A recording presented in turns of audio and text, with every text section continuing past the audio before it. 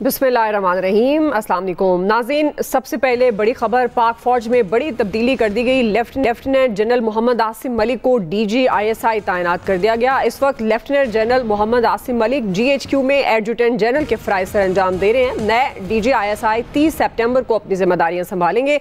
Programme के पहले सवाल की तरफ बढ़ते हैं नाज़रीन। मखसूस नशिस्तों की हम बात कर रहे हैं जिसका मामला मज़ीद शिद्दत इख्तियार करता नज़र आ रहा है। गुज़श्ता रोज़ चीफ जस्टिस ऑफ पाकिस्तान ने 8 जजेस की वजाहत से मुतल्लिक रजिस्ट्रार सुप्रीम कोर्ट से 9 इंतहाई सवालात के जवाब मांगे थे। आज सुप्रीम कोर्ट के अक्सरियती जजेस ने केस का तफसीली फैसला जारी कर दिया है। ये फैसला 70 सफ़ात पर मुश्तमिल है जिसे जस्टिस मंसूर अली शाह ने लिखा है।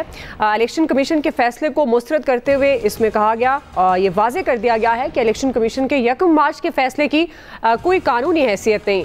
इलेक्शन कमीशन का फैसला आइन से मुतसादिम है। इंतखाबी निशान ना देना सियासी जमात के इलेक्शन लड़ने के आइनी हक़ को मुतासिर नहीं करता और तहरीक इंसाफ कौमी असम्बली में मखसूस नशिस्तों के हकदार है।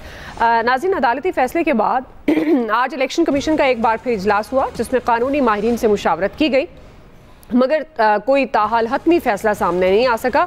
इससे पहले कौमी असम्बली पंजाब और सिंध असम्बलियों के स्पीकर इलेक्शन कमीशन को ख़त लिखकर ये मुतालबा कर चुके हैं कि इलेक्शन तरमीमी एक्ट के तहत मखसूस नशिस्तें दीगर जमातों को अलॉट की जाएँ। आज के तफसीली फैसले पर सियासी जमातों का रद्द-ए-अमल भी सामने आया। वफाकी वज़ीर कानून आज़म नज़ीर तारड़ ने यह वाज़े किया कि पार्लिमान की कानून साजी सुप्रीम कोर्ट के फैसलों से बालातर है। आज़ादी उम्मीदवार की किसी जमात में शमूलियत का अमल नाकाबिले वापसी है, जबकि PTI ने अदालत के तफसीली फैसले को अवाम की आवाज़ करार दे दिया। इसी से मुतल्लिक आज का पहला और बड़ा सवाल होगा। मैं तारुफ करवा दूँ, प्रोग्राम में मेरे साथ हैं अयाज खान साहब, आमिर इलियास राना साहब, फैसल हुसैन साहब, नवीद हुसैन साहब और मोहम्मद इलियास साहब। आप सबको खुश आमदीद। आमिर साहब, आपसे आगाज़ करी हूँ चूँकि अब ये मामला जो कि लग रहा है कि इलेक्शन कमीशन का कड़ा इम्तिहान, आपको क्या लगता है कि क्या रुख इख्तियार करेगा? क्या इलेक्शन कमीशन अदालती फैसले पर अमल करेगा? और ये जो आईनी बहरान पैदा होने का आपको लगता है कि मखसूस नशिस्तों के मामले को लेकर कोई खदशा पैदा हो सकता है? आईनी बहरान तो पैदा हो चुका है, इस पे तो कोई क्वेश्चन ही नहीं है। और supreme court versus supreme court है। सुप्रीम कोर्ट के 8 जज साहिबान ने गुस्सा था उनका 2 जज साहिबान पे और निकाला है इलेक्शन कमीशन के 5 रुकनी बेंच पे, जिन्होंने इत्तफाक़ राय से फैसला दिया, जिन्होंने अपील नहीं की, जिनके खिलाफ अपील हुई, चाहे वो पेशावर हाई कोर्ट में हुई या सुप्रीम कोर्ट में हुई, वो भी गुस्सा उन पे उतरा। तो अच्छा है कि इलेक्शन कमीशन को बंद कर दें या वहाँ कोई रिटायर्ड जज बिठा दें ताकि वहाँ से बुलाने का गुस्सा भी कम हो जाए। वरना इलेक्शन कमीशन एक आइनी बॉडी है, उसे एडमिनिस्ट्रेटिव बॉडी भी बना दिया। ज़ाहिर है जज साहब हम क्या कर सकते हैं। मंसूर अली शाह साहब खुद लिखते हैं कि पार्लियामेंट का कानून बालातर होता है फैसले से। अब वो उस फैसले पे मानते हैं नहीं मानते हैं। अब उन्होंने तो प्रैक्टिस एंड प्रोसीजर आर्डिनेंस पे भी कहा है कि मैं मादरत चाहता हूँ कि मैं नहीं बैठूंगा कि इसको फुल कोर्ट में ले जाएं। पहले भी यही बहस होती थी और फिर उसको एक आम कानून को ही सुप्रीम कोर्ट ने ओके किया था। अब ये बहस कानूनी भी है, आइनी भी है और ज़ाती भी हो गई है। चूँकि जज साहिबान ने लाइव जो ट्रांसमिशन थी, आपने हम सब ने पूरी कौम ने देखा कि वकला से ज़्यादा जज साहिबान एक दूसरे को पछाड़ने की कोशिश में लगे हुए थे, मुकाबला जारी था। और आखिरी दिन जब सलमान अकरम राजा ही PTI के वकील थे तो उन्होंने कहा कि ये सीटें सुन्नी ताद कौंसिल को दे दें, लेकिन वो फिर जब फैसला आया तो अली ज़फ़र साहब ने कहा था जो हमें तवक्को नहीं थी हमें वो मिला। तो चूँकि सुप्रीम कोर्ट ने 187 में मुकम्मल इंसाफ फराम किया, जिसको अतर में नल्ला साहब याद कर रहे थे कि 2018 में ये नून के साथ भी हुआ था, तो मुकम्मल इंसाफ बन जाता अगर ये उस वक्त के केस को भी ले लेते साथ कि जी वहाँ पे भी यही मसाइल थे, आज भी हैं। लेकिन चूँकि तय हुआ कि ये फैसला इन्होंने करना है, तो आर्टिकल 5 और 7 को अगर देखें तो इलेक्शन कमीशन पार्लियामेंट को जवाबदेह है, हाई सुप्रीम कोर्ट उसके बाद आती है। तो अभी चाहे वो 189 का उनका हुक्म हो या 190 के तहत हो, इसके ऊपर एक अच्छी बात है कि अब बहस होगी। चीज़ें हमेशा जब भी मसाइल पैदा होते हैं, अल जिहाद ट्रस्ट में हुआ था, उस वक्त भी बड़े कुछ फैसले हुए थे, फिर अब आज फंस गए हैं कि जी अब मैं तो वही बात कह रहा हूँ कि मुझे तो अमल दरामद अगर होना होता तो अब तक हो चुका होता, चाहे वो शार्ट जजमेंट पे होता, वो इलेक्शन कमीशन की वजाहत के ऊपर जो जज साहिबान ने नोट दिया था, या आज तफसीली फैसला था तो एलोकेट हो जाती। लेकिन चूंकि पार्लियामेंट ने एक कानून बनाया, स्पीकर साहिबान उसके कस्टोडियन बन गए हैं, वो सामने आके खड़े हो गए हैं कि ये सीटें आपकी नहीं हैं, जो फैसला है उसको पार्लियामेंट के कानून ने ख़त्म कर दिया है। जज साहिबान कहते हैं कि नहीं हम हैं। मंसूर अली शाह साहब का मैंने आपको बताया कि वो खुद फैसला एक दे चुके हुए हैं कि पार्लियामेंट का एक्ट बालातर है, लेकिन चूंकि जज साहिबान ये भी फैसला दे चुके हैं कि हम शौरी फैसला दें या लाशौरी तौर पे फैसला दें, फैसला हमारा होता है। अब बस फिर ठीक है, फिर पंजाबी दा दा ते अंग्रेजी दा दी जिथे लगता है उत्थे ला, इस मुल्क में तो वही ला है, मान तो कोई नहीं रहा। अब मनवा लें, ये सारे बहस कर लें, रिव्यू लगेगा, क्योंकि उन्होंने जब 187 लगाया और 184(3) का जिक्र नहीं किया तो बुनियादी इंसानी जमहूरी हकूक लेके आके तो फिर इस पे रिव्यू की बजाय मेरे साहब में तो मेरी तो दानिस्त में ये है कि अपील होनी चाहिए। ठीक है, जो 184(3) के ऊपर आप फैसला दे चुके हैं कि अब इसको 17 रुकनी बेंच को सुनना चाहिए 13 की बजाय, लेकिन क्या होगा क्या नहीं होगा ये एक लड़ाई है। 63A का चूंकि लग चुका हुआ है अब 30 तारीख को केस जी, जहां पे पहले सहूलतकारी पीटीआई के लिए की गई थी तो हमजा शहबाज की गवर्नमेंट उड़ा दी गई थी उस सहूलतकारी से कि जो वोट काउंट हो चुके थे उनको फैसला देके जीरो भी किया गया और खत्म भी कर दिया गया। तो अब बड़ी अच्छी बात है, 5, 7, 10, 15 दिनों में ये घमसान का रन है जो कोर्ट्स में और जो हमारी स्टेट के 3 आर्गन है, यानी पार्लियामेंट, इंतजामिया और अदलिया, बस ठीक है, फिर लठम लठ है, गेम ऊपर है, ओपन है, मजे हैं, बात करें, बहस करें। जी नवीद साहब। अच्छा दुआ देखें, एक चीज़ पाकिस्तान में हम कहते हैं कि जमहूरियत है और एक जमहूरी निज़ाम का ढांचा जिस चीज़ पे खड़ा होता है वो आज़ाद, शफाफ और मुनसिफाना इलेक्शन होते हैं, और एक आज़ाद, शफाफ और मुनसिफाना इलेक्शन कराने की जिम्मेदारी ये सोल रिस्पॉन्सिबिलिटी है इलेक्शन कमीशन ऑफ पाकिस्तान की, ये उसकी प्राइमरी रिस्पॉन्सिबिलिटी है, बुनियादी रिस्पॉन्सिबिलिटी है ये। अच्छा, अब जिस तरह का इलेक्शन करवाया जाए वो इलेक्शन जो है वो फिर विल ऑफ द पीपल को रिप्रेजेंट करे, वो लोगों की, बिकॉज ये आईनी हक है वोट डालना, हर एक शख्स का, हर एक पाकिस्तानी का ये आईनी हक है। अगर वो इलेक्शन जो इलेक्शन कमीशन ऑफ पाकिस्तान करवाता है और वो विल ऑफ द पीपल को रिप्रेजेंट नहीं करता तो फिर सुप्रीम कोर्ट जो है, being custodian of the constitution and the sole interpreter of the constitution, ये उसका हक है कि वो इंश्योर करे इस चीज को कि इलेक्शन जो है वो विल ऑफ द पीपल को रिप्रेजेंट करे। तो ये जो कहा जाता है कि जी वो मुकम्मल जो है वो इंसाफ उन्होंने फराहम किया, तो ये उनकी बुनियादी जिम्मेदारी है।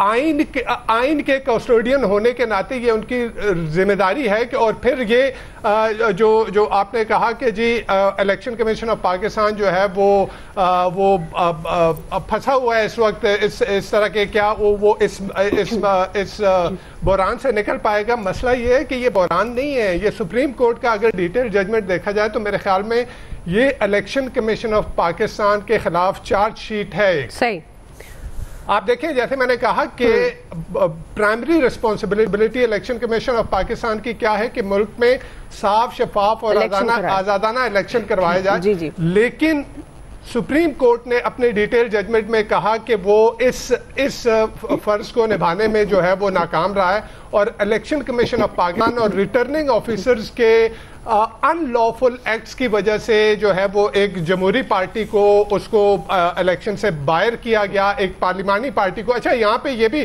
5 और 8 की बहस की जाती है ना, तो 8 जजेस ने अक्सरियती फैसला तो ये, लेकिन 13 जजेस, आप देखें 13 जजेस थे उस बेंच में, और उनमें से 11 जजेस ने ये कहा कि जी ये पीटीआई जो है एक पार्लियामेंट्री पार्टी है, लेकिन उसके बावजूद जो है वो इलेक्शन कमीशन उसको नहीं मान रहा और डिली डैलिंग कर रहा है उस जो सुप्रीम कोर्ट की जजमेंट है उसको इम्प्लीमेंट करने में। और आप देखें आज की डिटेल जजमेंट में सुप्रीम कोर्ट ने यह भी कहा कि जो 14 सितंबर का उसकी एक्सप्लेनेशन थी इलेक्शन कमीशन ऑफ पाकिस्तान ने जो मांगी थी वो भी इस जजमेंट का हिस्सा, डिटेल जजमेंट का हिस्सा करार दिया जाए। जी। और उस डिटेल जजमेंट उस एक्सप्लेनेशन में देखें कि सुप्रीम कोर्ट ने कहा क्या। सुप्रीम कोर्ट ने basically election commission of Pakistan की सरजनिश की है कि वो सुप्रीम कोर्ट के वर्डिक्ट को, उसके फैसले को इम्प्लीमेंट करने में वो ताखिरी हरबे आजमा रहा है। जी। तो देखिए एक चीज सामने आ जाती है कि ये, और जो कहा गया कि जी उसको एडमिनिस्ट्रेटिव बॉडी बना दिया गया, उसका ये एडमिनिस्ट्रेटिव काम है कि जो इलेक्शन करवाना ये उसका एडमिनिस्ट्रेटिव काम है। लेकिन यहाँ पे जिस तरह से हो रहा है, जो कुछ हो रहा है सुप्रीम कोर्ट के साथ, और ये कहा गया कि जी जजेस साहिबान आपस में ही लड़ रहे हैं, तो आपस में नहीं लड़ रहे, मेरे ख्याल में उनको लड़ाया जा रहा है बाहर से, जिस तरह से हुआ। इसी जजमेंट के बाद जो रिजर्व सीट के ऊपर जो जजमेंट आई, उसके बाद जो गवर्नमेंट ने जो उसके बाद जो चीजें की, आप देखें ना, यहीं पे बैठ के हमने प्रैक्टिस एंड प्रोसीजर एक्ट के ऊपर जो है हमने क्या क्या उसकी तारीफ में जमीन और आसमान के कलाबे ना मिला दिए थे, और फिर सदर साहब आते हैं और वो जो है वो उसमें से अपनी मर्जी का।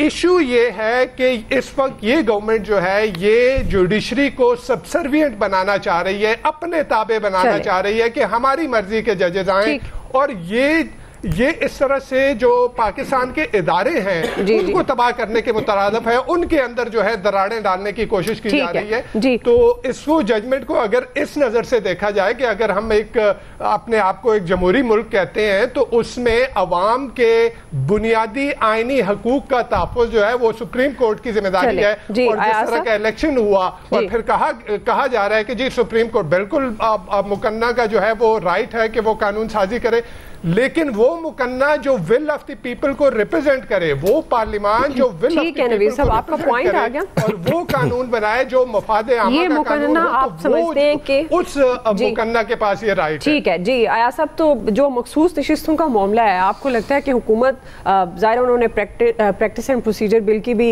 बात की, आपको लगता है कि हुकूमत अपनी फेवर में ये काम करना चाहती है, लेकिन अभी तो ये इलेक्शन कमीशन पर सारी बात जा रही है, तो आपको लगता है कि इलेक्शन कमीशन उस तरह से अब अमल कराएगी या उसके पास कोई और रास्ता है?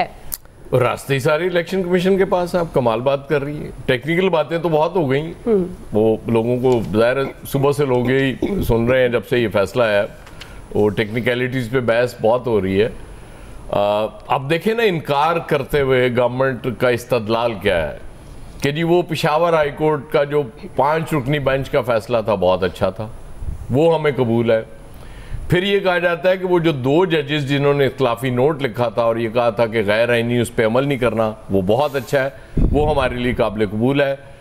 8 जज, और जो नवेद साहब ने आपसे बिल्कुल ठीक कहा कि 13 जज including chief justice of Pakistan Qazi Faez Isa साहब, जिन्होंने आज वो केसेस भी लगा दिए मंसूर अली शाह साहब के ना होने के बावजूद। सहूलतकारी बिल्कुल PTI की होती रही और अब टोटल सहूलतकारी नून लीग की हो रही है। फैसले ना मानने का आगाज भी हमने इसी दौर में देखा ना सुप्रीम कोर्ट के, कि वो जो इलेक्शन का फैसला था वो पहले केयर टेकर सेटअप ने नहीं माना, वो कह रहे थे कि जी नहीं, वो आपको याद होगा एक कच्चे में ऑपरेशन भी शुरू कर दिया गया था कि जी हमारे पास तो फोर्स ही नहीं है, वो सारी पुलिस उधर चली गई है, और कच्चे के ऐसा जबरदस्त ऑपरेशन हुआ कि उसके बाद आपने उसके नताइज भी देख लिए। अब तय जब कर लिया है कि जी हमने नहीं मारना, तो बाकी तो ये सारे बहाने हैं। मतलब इलेक्शन कमीशन तो बहुत अच्छा जा रहा है, उससे जो कहा जा रहा है, इलेक्शन कमीशन ने अभी तक फैसला क्यों नहीं किया? क्योंकि उससे बताया गया कि भाई ये चीजें होनी है, राजा साहब तुम स्कूल नाल बैठो, तांते सी अगले 5 साल भी रखना है, क्योंकि आप तो इतने कीमती हैं, आपने ऐसे जबरदस्त कारनामे किए हैं कि आपको हम कैसे छोड़ सकते हैं। लिहाजा वो तो चिल कर रहे हैं बैठ के, वो एक आपके और मेरी कंजम्पशन के लिए एक रोज एक खबर आ जाती है, इलेक्शन कमीशन का इजलास हुआ, ये फलां उमूर पे गौर किया गया, वो आईनी और कानूनी माहिरीन से मशवरा ले लिया गया, और उसके बाद कोई नतीजा नहीं हुआ, कि बस ठीक है वो नतीजा हो जाएगा, हम फैसला कर लेंगे जी। बेसिकली आप एक चीज तय कर दें कि सुप्रीम कोर्ट को बंद कर दें, इस मुल्क के आइन को किसी बॉक्स में बंद करके कहेंगे जी आई एम सॉरी, कोई आइन नहीं है इस मुल्क में, कोई सुप्रीम कोर्ट नहीं है, कोई अक़लियती अक्सरियती फैसला हम मानने के लिए तैयार नहीं है, हम वो करेंगे जो हम चाहेंगे। आप कानून साजी, जाहिर है आपने एक वो बनाया प्रैक्टिस एंड प्रोसीजर, वो ऑर्डिनेंस आप लेके आए, आपने कहा जी ये बहुत अच्छा है कि काजी साहब तो चूंकि बहुत जमहूरी चीफ जस्टिस बनने जा रहे हैं, लिहाजा ये क्या बात हुई कि जी एक जज फैसला करेगा, चीफ जस्टिस कौन होता है फैसला करने वाला, लिहाजा हम इसको एक जमहूरी तरीका कर रहे हैं, क्योंकि उस वक्त आपको वो सूट करता था कि काजी साहब को आप वो दे दें और चलें, मतलब ये कर लेंगे जी बस ठीक हो गया जी, 3 लोग हुआ करेंगे, उस पर हमें एतराज कोई नहीं होगा। आपने देखा कि 3 लोगों में भी हो काजी साहब के 2 मुखालिफ हो गए, ये तो गड़बड़ हो गई, चलो भाई फिर इसमें तरमीम करो, एक और तरमीमी ऑर्डिनेंस जारी कर दो सदर साहब। अब मतलब चीजें तो देखें ना कैसी दिलचस्प होती हैं। मुझे तो आज वो कमिश्नर पिंडी के इल्जामात भी याद आ रहे हैं जो काजी साहब के हवाले से उन्होंने लगाए थे, जिसकी वजाहत उन्होंने एक यूट्यूबर से कराई थी। हालांकि वो मीडिया नहीं देखते, लेकिन चलें वो करवा दी उन्होंने। अब उनको बहुत बुरे लगते हैं ना, वो कहते हैं को 3-4 साफी किराए के साफी भी हैं, उस पर भी हमें एतराज़ नहीं होता कि ठीक है वो चूंकि चीफ जस्टिस सब कह रहे हैं गंडापुर गए तो उसकी ऐसी की तैसी, वो कौन होता है ये बात करने वाला। सिंपल बात ये है दुआ कि ये जब तय कर लिया जाए कि हमने कोई फैसला नहीं मानना, तो फिर ये अगर मगर ही रह जाता है कि जी वो टेक्निकल इशू था, ये फैसला गलत हुआ, ये गैर आईनी है, ये आइन के मुताबिक नहीं हुआ। अगर तो आइन इस मुल्क में है तो फिर इस 8 रुकनी बेंच के फैसले पे अमल करना पड़ेगा। अगर नहीं करना तो फिर इस मुल्क में आइन नहीं है। आई एम सॉरी, इन्ना लिल्लाहि व इन्ना इलैहि राजिऊन। जी फैसल साहब, देखिए वो जो हमारे आमिर भाई हर दूसरे प्रोग्राम में एक बड़ी अच्छी मिसाल देते हैं, बस थोड़ी गलती हो जाए तो आप तस्वीर कर दीजिएगा कि पंजाबी दा इंग्लिश दी जान लग गया इस तरह की वो बात करते हैं। जी जी बिल्कुल। हाँ, तो ये फैसला जो मिसाल है इसी के खिलाफ ये फैसला आया जो मिसाल देते हैं। आमिर साहब भी बोलते हैं ना गलत हो रहा है, ये मिसाल दे के बताते हैं। इस फैसले ने इसी चीज़ को दुरुस्त करने की जो है वो कोशिश की है। अगर इस मुल्क के अंदर आइन है, इस मुल्क के अंदर कानून है और ये मुल्क किसी किताब के तहत चलता है, तो आज इस फैसले के बाद मौजूदा हुकूमत के पास हुकूमत करने का कोई अखलाकी जवाब नहीं बचा है। वाज़े तौर पे अक्सरियत सुप्रीम कोर्ट के अक्सरियती जजेस ने लिख कर दे दिया है कि इस मुल्क इलेक्शन कमीशन ऑफ पाकिस्तान शफाफ इलेक्शन कराने में नाकाम रहा है। दो मसला ये है कि सब कुछ अगर हमें नहीं पता होता, इस पूरी कौम को नहीं पता होता, तो हम इस बात की डिबेट कर सकते थे कि कौन पार्टी बना हुआ है और कौन पार्टी नहीं बना हुआ। पूरी कौम को पता है कि 8 फरवरी को क्या हुआ है, कैसे हुआ है, किस बेरहमाना तरीके से हुआ है, उससे पहले जो कुछ होता रहा है, सबको सब कुछ पता है।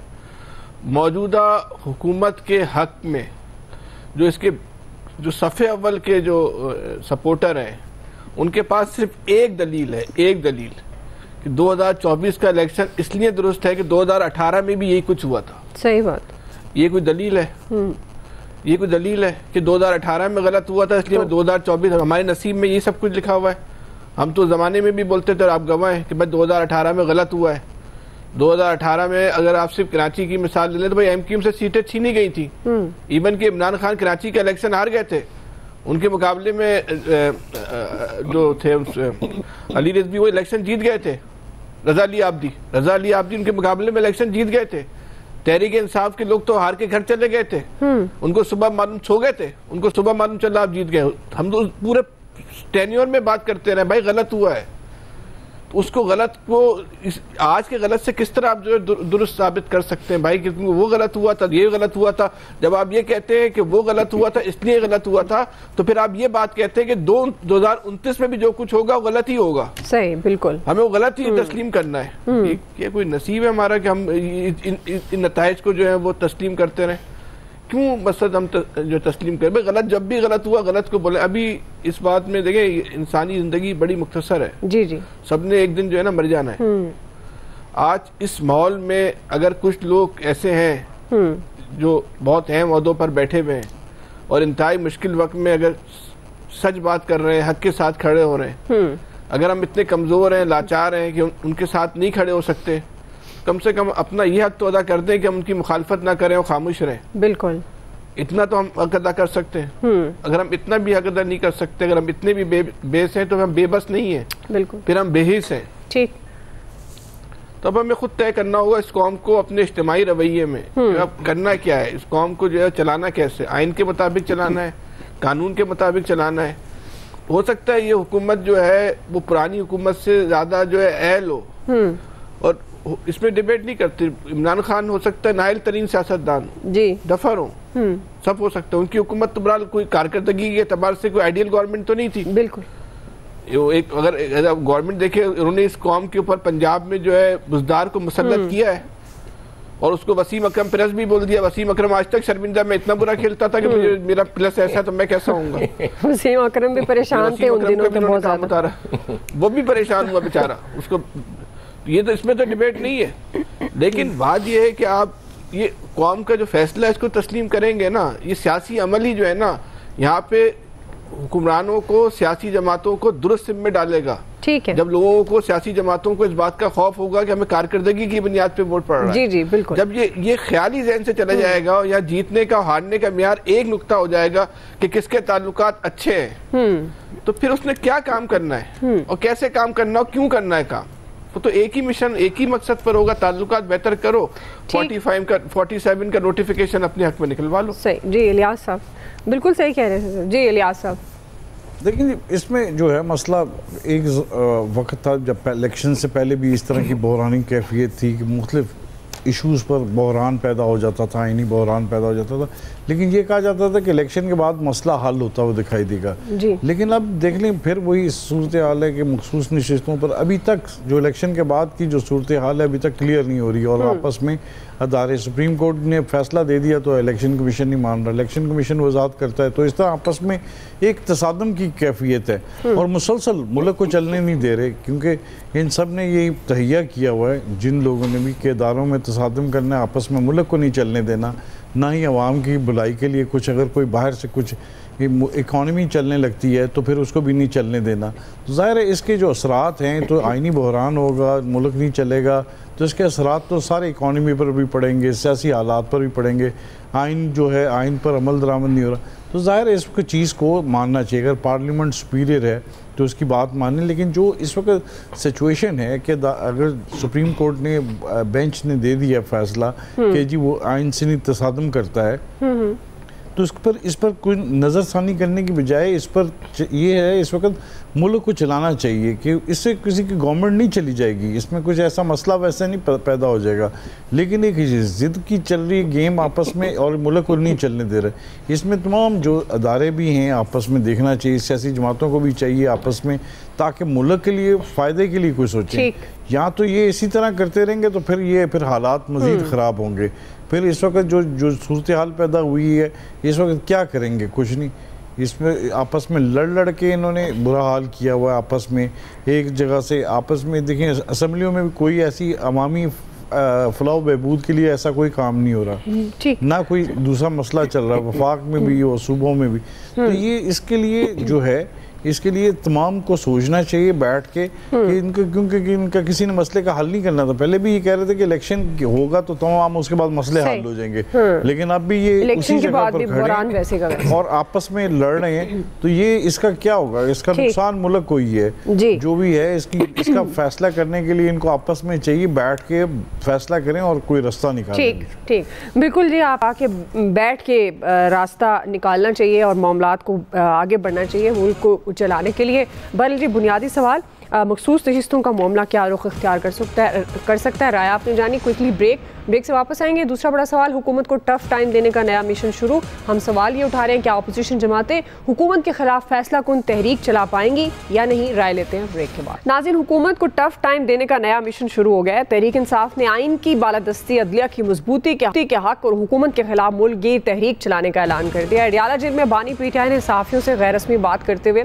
हुकूमत को तनकीद हुकूमत पर की और ये इल्ज़ाम लगाया कि ये लोग अदलिया को ख़त्म करके गैर एलानिया मार्शल लॉ लगाना चाहते हैं। हुकूमत वो तरमीम करना चाहती है जो किसी आमिर ने भी नहीं की। पीटीआई इसके खिलाफ स्ट्रीट मूवमेंट शुरू करेगी और रावलपिंडी में 28 सितंबर को एक बड़ा जलसा किया जाएगा। नाज़रीन, JUIF भी फ्रंट फुट पर आ गई। मौलाना अब्दुल गफूर हैदरी ये कह रहे हैं कि ये हुकूमत मजीद नहीं चल सकती, इसलिए फौरी तौर पर नए इलेक्शन का ऐलान होना चाहिए, शफाफ और मुनसिफाना इंतखाबात कराए जाएं। दूसरी तरफ बिजली के बिलों और महंगाई से मुतल्लिक हुकूमत और जमात इस्लामी के दरमियान मुआहदे के 45 दिन की मुद्दत मुकम्मल हो गई है। जमात इस्लामी के मुतालबात पर अमल ना होने पर कल मंसूरा में हाफिज नईमुर रहमान एक अहम ऐलान करने जा रहे हैं। वो ये कह रहे हैं कि लोग तैयार हो रहे हैं, अब एहतजाज का दायरा कार वसी होगा। पहले शटर डाउन हड़ताल की, अब मुल्क भर में पहिया जाम करेंगे। नवीद साहब, इसी से मुतालिक सवाल, आपको लगता है फैसला कुन तहरीक चलने वाली है हुकूमत के खिलाफ, और क्या हुकूमत के खिलाफ ग्रैंड ऑपोजिशन बन पाएगा? दुआ देखें, हुकूमत के खिलाफ ग्रैंड अपोजिशन बने ना बने, उनके लिए मसाइल बने ना बने, एक चीज़ तो तय है कि ये गवर्नमेंट जो है ये खुद भी नहीं चाहती।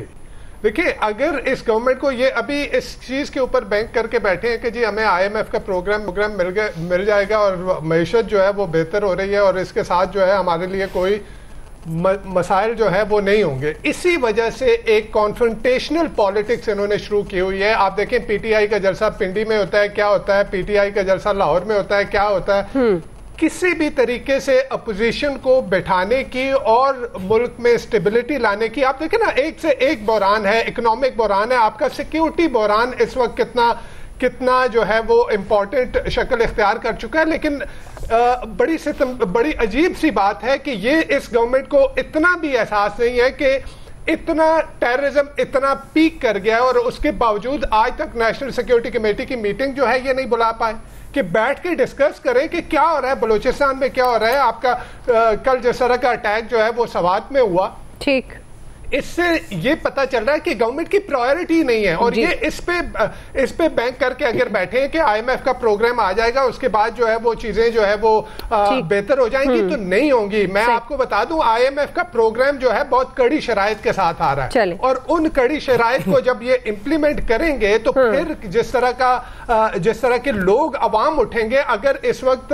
अपोजिशन के बयानिए में कोई अपील नहीं है तो जिस तरह के फैसले होंगे तो उससे ऑटोमेटिकली उनकी जो उनका जो बयानिया है उसमें अपील आएगी। तो इस गवर्नमेंट के लिए फर्दर इस वक्त कोई भी जो है वो गवर्नमेंट से खुश नहीं है। आप ये देख लें, अभी एप्सोस का जो है सर्वे आया है, 89% लोग कह रहे हैं कि मुल्क ठीक डायरेक्शन में नहीं जा रहा। ठीक है जी आमिर साहब, 10 में से 9 लोग जो हैं वो मुल्क के मुस्तकबिल से सेटिस्फाइड नहीं है। लेकिन इस गवर्नमेंट को कोई फर्क नहीं पड़ रहा। लेकिन जाहिर है ये फिर इनके लिए मुश्किलात आपके ख्याल में पैदा हो सकती हैं। जी आमिर साहब, बस फिर तय कर लें कि नवीद साहब किससे खुश हैं, हमारे साथी किससे खुश हैं, उसको वज़ीर आज़म बना दें। चूंकि खुश तो कोई किसी से भी नहीं होता, हर बंदे की अपनी अपनी राय होती है। आपको मैं चाह रही थी निकल जाए ये लफ्ज आपने जो बोल दिया। चले तो नहीं, चलें, कुछ तो होना चाहिए ना प्रोग्राम में, कोई मतलब बात तो होनी चाहिए ना। तो बात यह है कि जिसको वज़ीर आज़म बनाना है इस पैनल में अक्सरियत का फैसला करा के उस इमरान खान को बना दें जिससे सारे तंग आए हुए थे, उस शहबाज शरीफ को बना लें जिस पे पहले सारे खुश थे और उसकी बद इंतज़ामी पे सारे अब बददिल हैं कि ये क्या हुआ है। अब आगे कुछ मुल्क चलने की तरफ गया है तो कहीं तो तय करना है ना, क्योंकि अवामी विशेष तो मेरी और आपकी हर बंदे की अपनी अपनी है ना। तो जो मेरा फैसला है यही हमारी जमहूरियत है कि मैं तो दूसरे की सुनना नहीं चाहता, मैं सिर्फ अपनी सुनाना चाहता हूँ। शायरों की तरह है, अपना कलाम पढ़ा और निकल लिए। बस हमारी कहानी यही है, इस मुल्क को चलाने के लिए सबको पीछे हटना है और जब नहीं हटना तो फिर ये मजाक चलना ही चलना है, चाहे वो अदलिया है, चाहे वो फौज है और चाहे वो हमारी पार्लियामेंट है, चाहे वो सिविल ब्यूरोक्रेसी है या मीडिया है। वैसे जिन साहब का नाम आपने DGISI का कि वो पाकिस्तान के नए DGISI मुकर्रर हो गए हैं 30 को, आपको जहन में रखना चाहिए कि वो इस वक्त मुल्क का सबसे बड़ा जो कोर्ट मार्शल है ना वो कर रहे हैं। ओके जी आयाज साहब।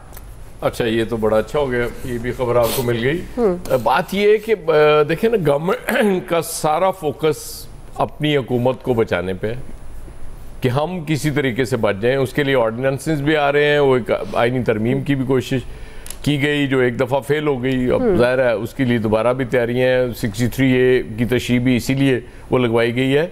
अच्छा, बाकी छोड़े, आप PTA से बात ना करें, इनसे तो बात कर लें। मतलब ये जो जमात इस्लामी आ रही है अब, और जमात इस्लामी को ये पता है कि IPPs का इशू गवर्नमेंट के पास का रोग नहीं है।